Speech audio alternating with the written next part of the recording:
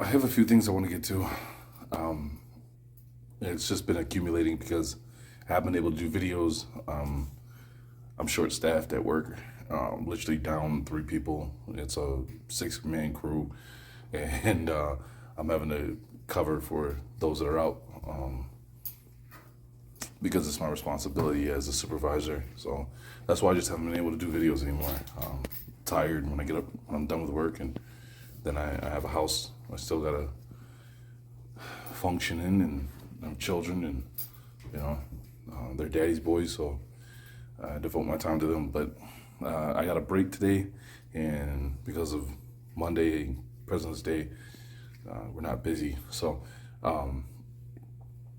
I wanted just to try to put out some of the stuff that I've come across while these last 3 weeks, of absence. First of all, with this Damar Hamlin guy, right? People at my job were asking me what I think about his interview and how he couldn't answer or wouldn't answer Michael Strahan when he asked him about, what did the doctors say caused his heart condition. And I thought, that is strange, because I hadn't seen the video. I haven't had time, right? So I seen it, I thought that is strange. Then it was pointed out 2 things, and I want to share those 2 things. And here we go.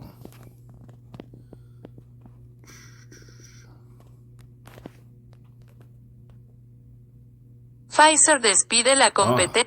Pfizer sacks pharma competition in early NFL TV advertising season. Let's see. I gotta switch up that. Hold on, I'm gonna pause. I'm gonna switch. But ISPO's data shows that Comirnaty as a brand is significantly higher than the rest by both spend and impressions during NFL games. Its estimated spend is $9.5 million with 31 airings. Nearly double its nearest rival in Opdivo, which had an estimated TV spend of just over $5.1 million with 10 airings. This comes as sales of Pfizer's vaccine, which soared to a major $36 billion last year, are expected to slow down in 2022 and beyond, given that the immediate threat of pandemic COVID is, according to U.S. President Joe Biden, now over, and fewer people are getting a vaccine. What I'm trying to show is that the Pfizer spends money on the NFL. I just can't get the exact number on how much they put into the NFL, and I think that's why he couldn't speak on this, what the doctor had said and what it caused it, because remember, the product that Pfizer provides is supposed to be safe and effective, and if it's safe and effective, then you can't speak out against it, right? I mean, you can, but they're not going to, because they're going to want to protect their salary. And then check this out. Now, this video doesn't have sound, or it does have sound, but I can't play the sound. So this is supposed to be the Damar Hamlin. Look, real quick, there's a tattoo behind his ear on the player. The guy that came out of the hospital doesn't have a tattoo behind his ear. And then that's supposed to be the jacket he was given by somebody. See, the tattoo behind his ear there? No tattoo. So the question is, who was the guy that they were parading around the Super Bowl saying that was him, he was safe, he was well, he recovered, got home from the hospital. So now moving on, you have South Carolina, Fire Department, you have what's going on in East Palestine, Ohio, Louisiana, right, Houston. Who owns all those railroad companies that just derailed? BlackRock. I go to sleep with no do-rag. That's the education right there. You need to wake up and look like this. But besides that, I'm a welder. I weld hazardous waste material containers. I weld the containers that these chemical spills, that the shit that's carrying this stuff, I weld what carries these things. These containers are not meant to break. These containers do not just pop open. If I drop this container from 1,000 feet, this container wouldn't break. These containers are made of steel, galvanized steel, whatever the materials needed to handle this to handle the waste that's inside, or to handle the chemicals inside. We got that covered. It sends through a water test to make sure there's no holes in it, and all of that at the end, before we even ship these out to the consumer that's buying these products. These chemical spills are intentional. They have been intentional, because there is no way that once a train derails, you get a little boom, boom, boom, boom, boom, some containers tip over, and this shit is falling out. No. These are not trash cans. These are not coffee mugs and shit. These are not stuff you see normal products in. This is not shit you can go in a grocery store, pop open the lid, and now I got my stuff. It don't work that easy. You know how long it takes to get these containers open? It takes 2 people at one time to unlock these containers. One on each side, unless you're doing it by yourself, that take even longer. But it take 2 people to open this joint. These doors on these fucking containers and these tops on these containers are hundreds of pounds. Hundreds of pounds. These are made by engineers. They design these to withhold these things, to be able to travel with these materials without leaking out and people dying in the process. So when you telling me these train derailments and all this shit, these chemicals, it's intentional. Because even if the train tipped over, even if the train crashed, even if the train whatever, if a train derailed, those containers are not breaking. For them to be broken open, they mean they were broken open. That's it. It's intentional. They said well, get ready for a recession unlike any other. That's what they say. What does the second part mean? And what works in the past won't work now. Meaning what we've done before to try to ease the pain of recessions is not going to work anymore. Sending all our money to Ukraine is not going to work? That's not going to work. A worldwide recession is just around the corner as central banks boost borrowing costs aggressively to tame inflation. And this time, it will ignite more market turbulence than ever before, and that's according to BlackRock. The global economy has already exited a 4-decade era of stable growth and inflation to enter a period of heightened instability.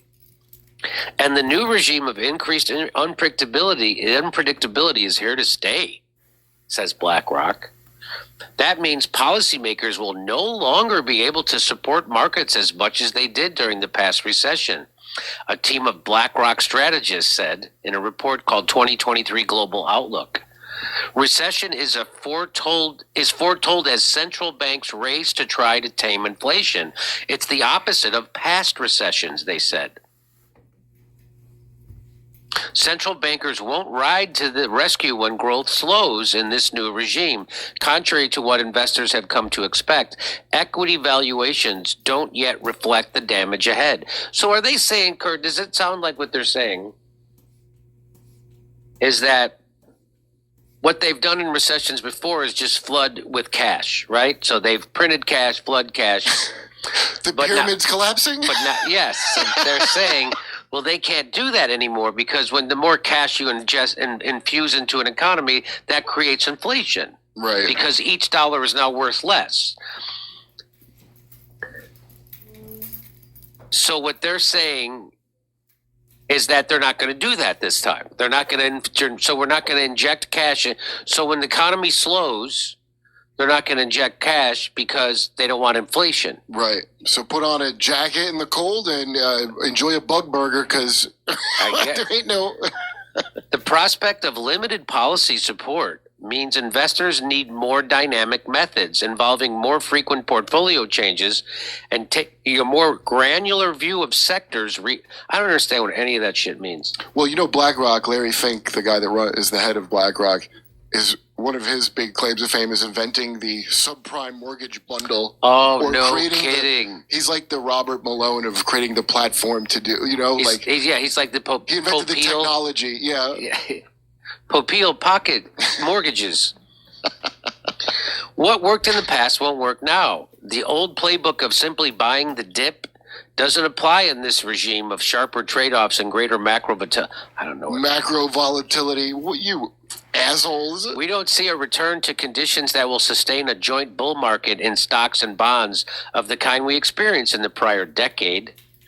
Wall Street banks from Morgan Stanley and Bank of America to Deutsche Bank have warned that the United States stocks could plunge by more than 20% in 2023. So should we take all our money out of stocks? I have all my retirement in a 401k. Well, I would put it in Lockheed Martin. Right? Why don't I just do that? Why don't I just put it? Be fine. We've learned. Just put it in Boeing and Raytheon, and you'll be fine. What am I fucking around for? Do the whoever tracks Nancy Pelosi and them. Right. Go with them.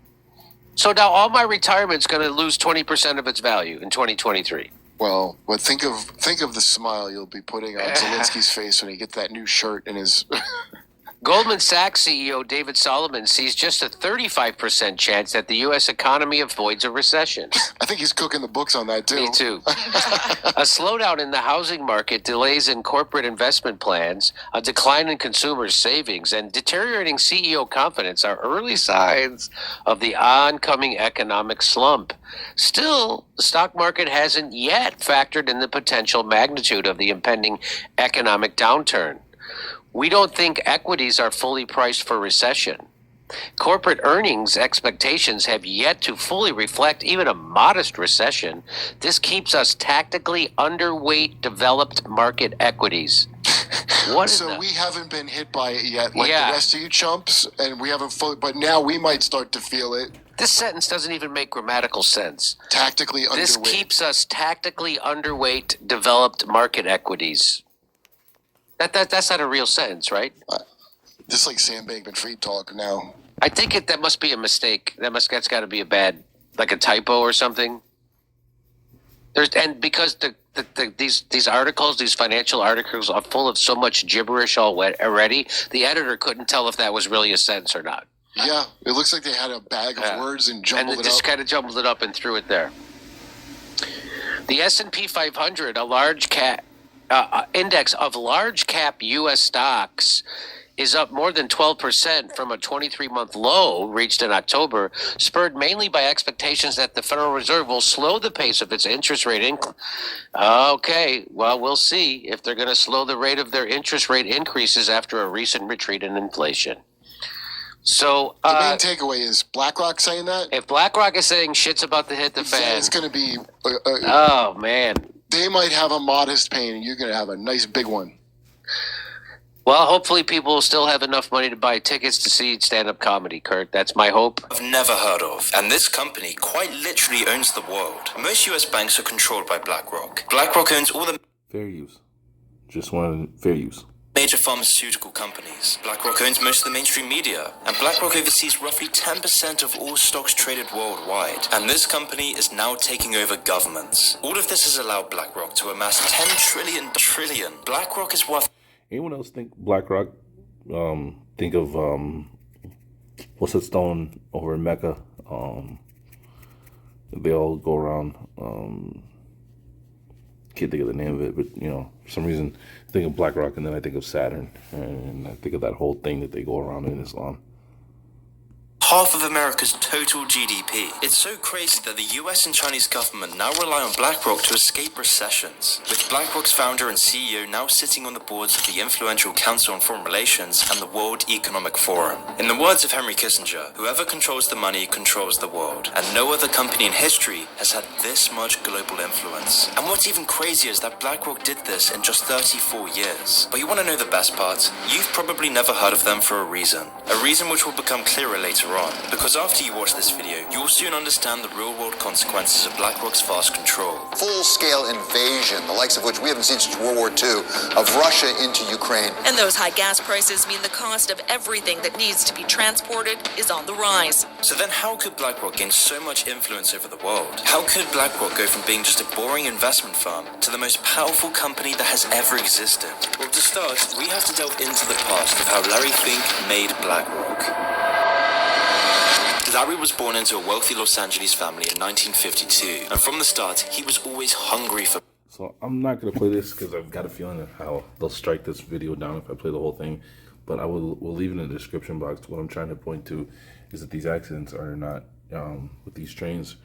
They're not accidents. They're purposely done. And if that woman is telling the truth, they seem to be owned by the same company, BlackRock. And I don't remember the title of the video, but there was a video I was watching where they plan to have relocate people to specific housing. How it was about, I think it was about North Carolina, how they're buying up commercial homes that everyday people would live in. This company's buying it up and they're driving the prices up on them, so it keeps people out, and they're only renting them out to people that work for their company. So they have tons of homes that are vacant, and I'm like, okay, so what happens to the people that need homes if they can't afford to buy them or rent them at the price that BlackRock wants? And that led to this. Familiar, sitting in gridlock traffic, rushing from work to appointments, going to be late for dinner again. The road rage kicks in. This is the life we're used to. But what if life could look like this? An oasis of green parks, endless sidewalks, and empty roads. Impossible? Well, it's actually the concept behind the 15-minute city. 15-minute city, or the 15-minute neighborhood, is certainly something that's become very much, you can say, in vogue recently. Paris is working towards it, so is Barcelona and Portland, and now Vancouver also has a plan in place. Big new move number one was that we build a city where, for all residents in the city, 90% of your daily needs are within a walking distance. When I put the closest grocery store in my GPS, it's more than a 30-minute walk away. But in a 15-minute city, I could walk to the grocery store, post office, doctor's appointment, gym, hair salon, dentist, you name it, all within, you guessed it, just 15 minutes. A solution not just for gridlock on the streets, but also for carbon emissions. In fact, the goals of creating a more walkable city were announced as part of Vancouver's recent Climate Emergency Action Plan. And the Vancouver Plan and Project team are already in the process of figuring out what neighborhoods should look like and how to translate that into land use strategies. Just look at your neighborhood and look at your walk score. The walk score actually just tells you how many good things you're a short walk from. Where we get really low walk scores are in the parts of the city that are largely suburban. And so there's some sections where, single-family homes are really far from a lot of retail. And in those areas, the actual answer is to deliver more of those commercial services to them. The Plan and Project team will be addressing council with options as early as July. They'll also have some pilot project ideas. But for this plan to really work, you don't just need to change the city. To meet the environmental goals that the country, the province, and the city have committed to repeatedly, is to change behavior. So in Vancouver's latest Climate Emergency Action Plan, they announced new incentives to drive less, like connecting cycling and walking networks citywide in hopes that 80% of trips by 2030 will be made either by foot, bike, or transit. They also announced disincentives for driving, like implementing transportation pricing in the Metro Core and creating a carbon pollution surcharge on residential parking permits. But all of this takes some time. Cities change slowly over time because you actually have to build them. The team says they're looking at how to move Vancouver towards this vision over the next 30 to 50 years.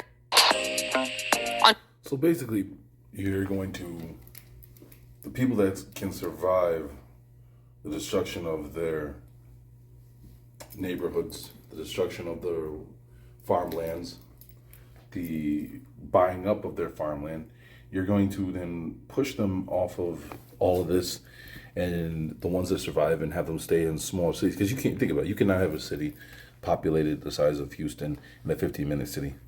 You can't. New York or any of these cities. And then you heard the new tax that they're going to push is if you're letting out carbon emissions, you're going to get taxed for that, And think about this, right? I think it's interesting because in the Agenda 21, when it broke down that they're going to push the global warming narrative, right? And the author specifically states that what they're doing is going to make everything worse the way that they're going to go about it, and they know they're going to make it worse, but it all feeds into, if everything gets worse by us aggressively attacking with these plans, then when things get worse, then it proves our point that it was that bad. It's wild.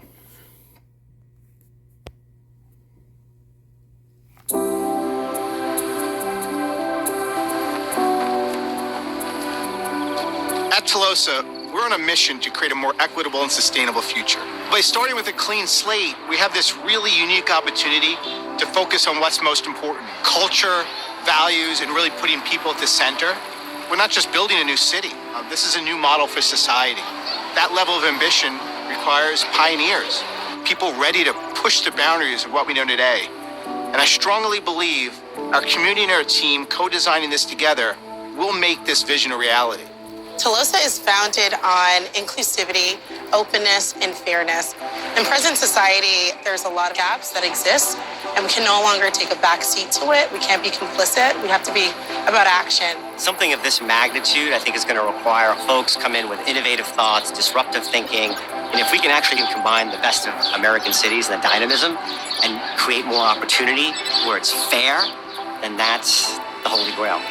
So the foundation of Tolosa, the economic model, is something called equitism. The idea behind the land value has proven to be very successful in many parts of the United States as well as countries around the world. The land will be owned by the foundation. What this means is that when the community grows and land values will increase, the foundation will then take those resources and reinvest them back into enhanced services that benefit the community, such as world-class education, housing, healthcare, jobs retraining. Everyone has a stake, and no one is left behind. No matter where we build Tolosa, we will always have two aspects in mind: the environment and the people. We will create a 15-minute city that promotes active and sustainable modes of transportation, mixed-use districts that ensure all daily needs are within a 5-minute walk from your house.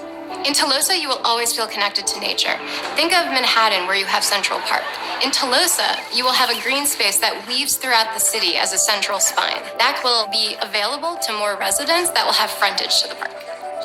I think the most exciting thing is that clean slate, the ability to create something new and sustainable and learn from the mistakes of the past. So for example, when it comes to energy, we're going to create efficient buildings. We're going to have a diverse source of renewable energy supply to generate more energy than we consume. The same thing with water, generating enough water to supply the future of Tolosa and potentially even other communities through efficiency, recycling, and technology. Tolosa's bringing in all generations and even the younger generation to help in the planning, to actually have ideas and help create the city in a way that makes sense for everybody. It's great to have these sort of technological innovations, but if there's no real soul of the city, it doesn't really ring true for the people. And I think that having its own unique culture with art, music, fun things to do is going to be what brings the city to life. People are the essence of the city, which bring the city alive with vibrancy. Tolosa is the unique opportunity to create a blueprint for how we live, work, and interact with each other. And all the research and learnings that come along the journey will be shared to benefit people in existing cities and to create a template for future cities. We'll start with 50,000 people, a really diverse group, and from that seed, grow into this incredible city of 5 million people. Tolosa will be the city that loves you, actively listens to you. Doesn't matter who you are. We want to see you. We want for you to experience Tolosa, for you to be a part of it. When it says actively listen to you, spying devices via Wi-Fi. See, all this sounds like the plot from what was the Arnold Schwarzenegger movie? I can't think of the name of the movie, where he was basically stuck in that city where they couldn't go anywhere no more. They had to buy memories of somebody else going to like Hawaii or whatever, or Mars. They were basically rats in a maze, was what it all boiled down to, right? And that's what you see when you see here. I mean, well, you got a park, and that's your. I mean, they're not even talking about you leaving this area.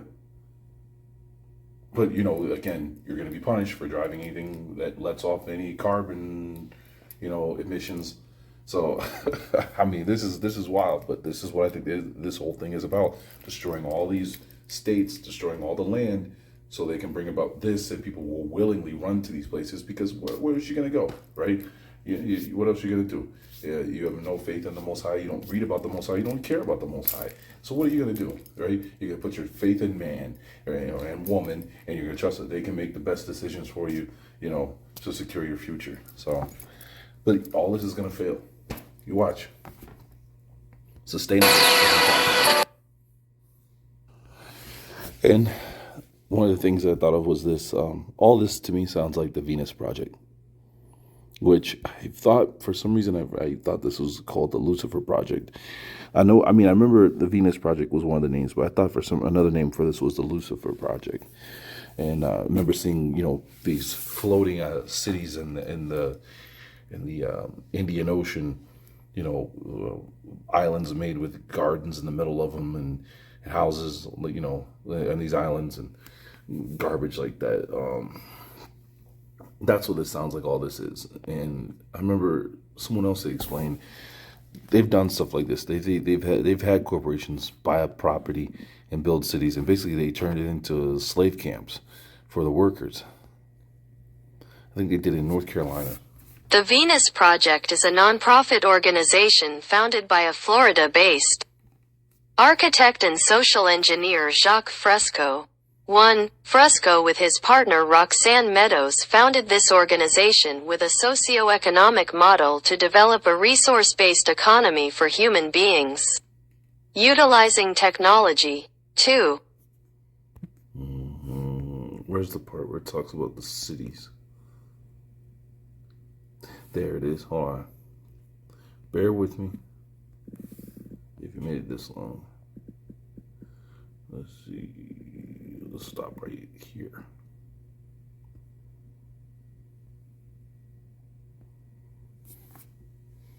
Fresco worked on the Project Americana before the Venus Project from 1955 to 1959. The project was mainly about environmental, traffic, and floodgates concerns. 2. In 1970, Fresco formed an organization, Socio-Cyberengineering Inc., based on the idea of technology and energy conservation strategies.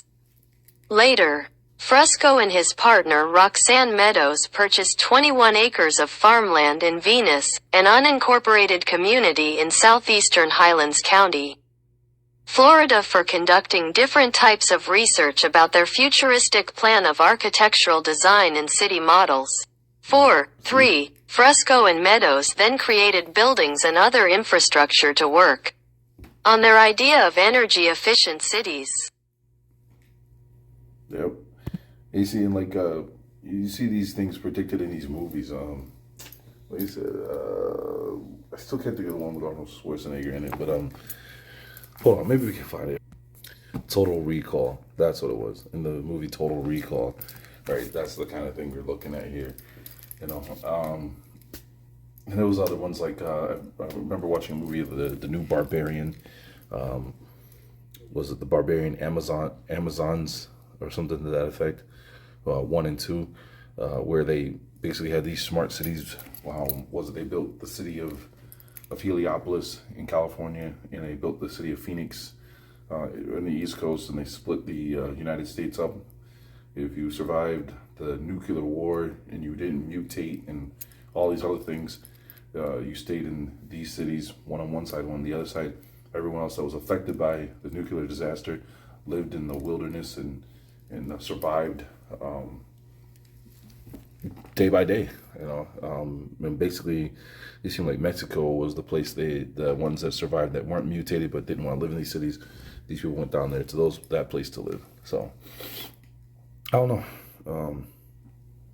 It's a lot, but this is what's coming. And me, I just wonder, how this is going to affect us, because you think about it. You go back to the Book of Psalms. The Most High tells you He's prepared rams in the mountain for you to sacrifice to Him. When you look up, let's see if we can see it. It's native to, according to Live Science, habitat. Bighorn sheep live in the Rocky Mountain region of North America, ranging from Mexico northward across the western United States and into Canada. Yep, see? Let's see if they show the map like we got before. Because there's a map where it shows you where you can see them.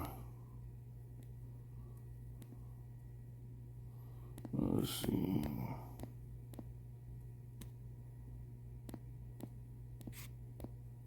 I don't think it's going to show us the map. Nope, that's not what we care for. Yep, look at this. Look at this. Look at this. Look at that. Nothing on the East Coast. We're supposed to be over here, so we can have the access to the rams. We're supposed to be able to sacrifice to the Most High. Look at that. All of it. Look at that.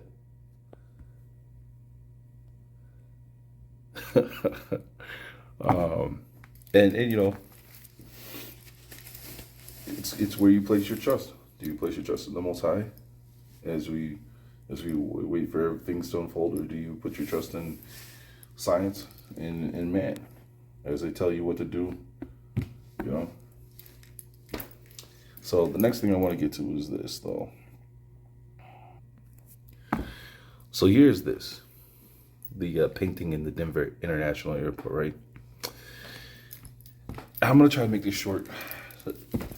I was talking to somebody about the Battle of Armageddon, and I realized that I was brought up thinking, because of my Christian background, that the Battle of Armageddon was supposed to be, Gog and Magog were supposed to be China and Russia coming against Israel, and the United States comes to their aid, right? And of course, Jesus is on the side of the United States and Israel and the UK when they defend against Gog and Magog. So here was the thing. So we're discussing that, and I realized with now the research from Lex Will, the conversations with other people, that we know who Gog is, right? Magog is not China. That's not the name they went by, right? Or they go by, right? I can't think of the name. Shinar, right? So I'm like, okay, well, let's go back and see who Magog is. So I'm watching other people speak on Magog and in Tarshish. I watched this one guy say, "Oh, Tarshish is Great Britain, and we can prove it based off of the coins that they made from 10 and that were found in Africa with their, And I'm like, oh, that's interesting, And they're trying to say that Tarshish, the ships of Tarshish are Great Britain ships, and then any ships that belong to Great Britain, meaning anyone else that uses the lion, the female lion as their symbol. These are the children of Tarshish. These are her cubs. So the United States, New Zealand, Australia, they'll all join in because Great Britain tells them to join in. Which, I'm like, I had never heard that before. I mean, we know because of the Treaty of Paris, at least America is still being run by England, not England, I'm sorry, Britain. I've come to realize, to make sure to distinct Britain and English from one another, So I'm getting to it.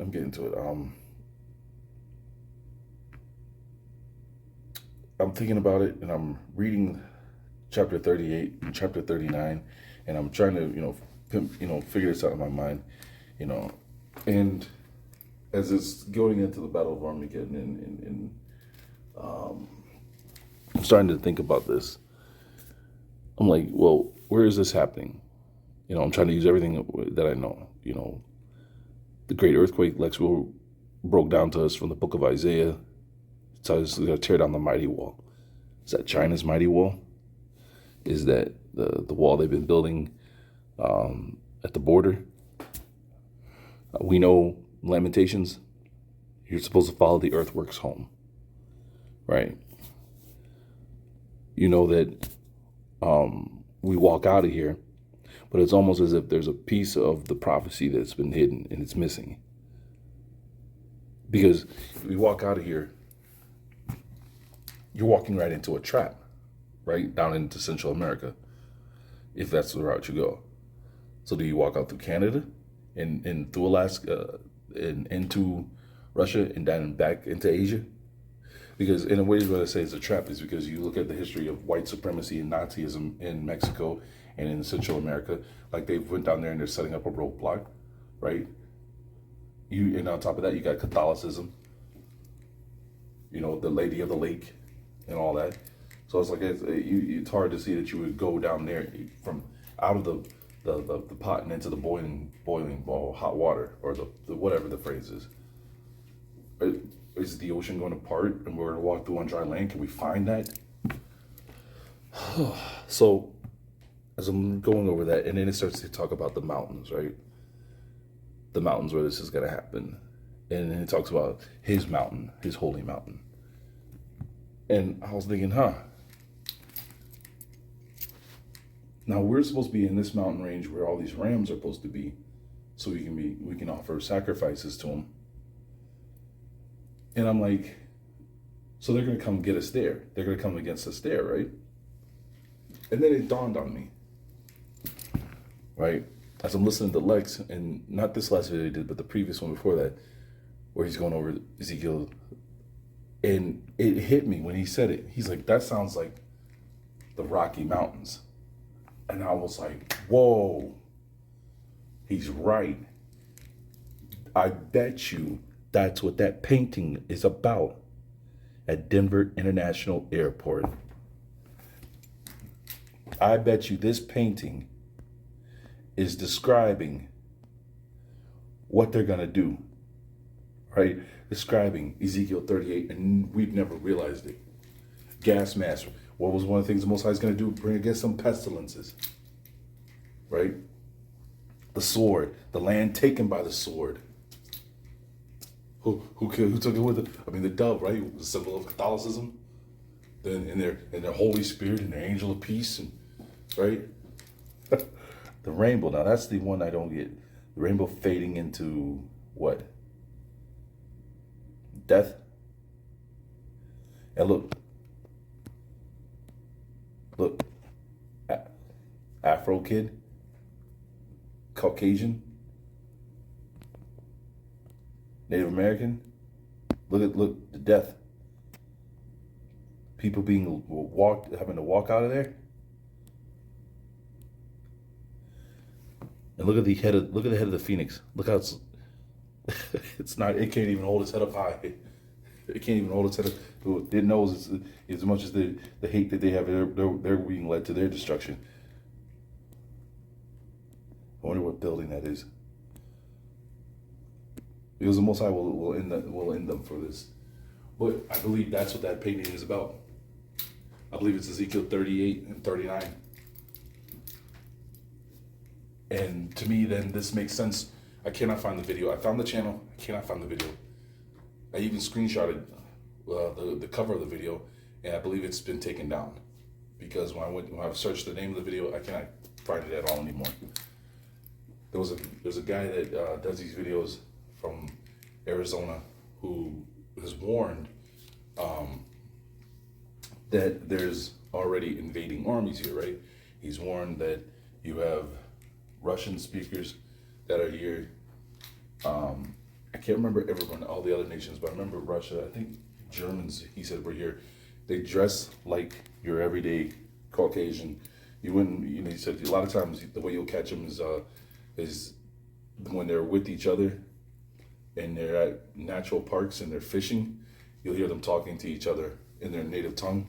He said, but like if you see them at McDonald's or in the checkout line, they talk perfect English. You would never even think, hey, you would think it's just the everyday Joe Blow. So, and he said, they've been stacking like 1972 tanks and stuff in these caves and mountains. So he says to him, they're expecting,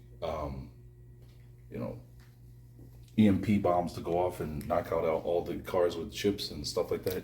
And it's going to be rolling back the old tanks, so. But yeah, I was like, I bet you that's what this is about. So, but I have one more other video I want to do, and I want to make it sure it's separate from this because I found this other stuff while I've been absent, and I thought maybe this deserves a whole video to its own.